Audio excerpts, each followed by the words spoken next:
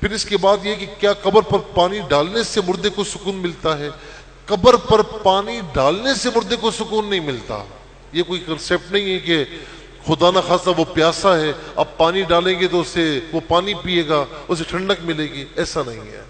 ہاں، قبر پر جو یہ پھول پتیاں ڈالی جاتی ہیں نا، تو یہ پھول پتیاں تر ہوتی ہیں. جب تک یہ تازگی کے ساتھ ہوتی ہیں یہ اللہ کا ذکر کرتی ہیں، اور جب تک یہ اللہ کا ذکر کرتی ہیں تو مردے کو سکون ملتا ہے. پھر اس کے بعد یہ کہا کہ قبر پکی کروانا کیسا ہے.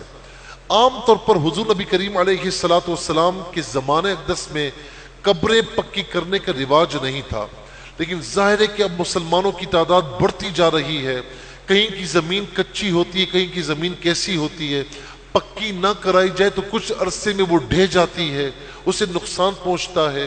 تو اب علماء نے اس بات کی اجازت دی ہے کہ کوئی اگر اپنے کسی رشتہ دار کی قبر ہے اسے محفوظ کرنے کے لیے پکی کروانا چاہتا ہے تو سائڈوں سے پکی کر لے، لیکن درمیان سے پکی نہ کرے.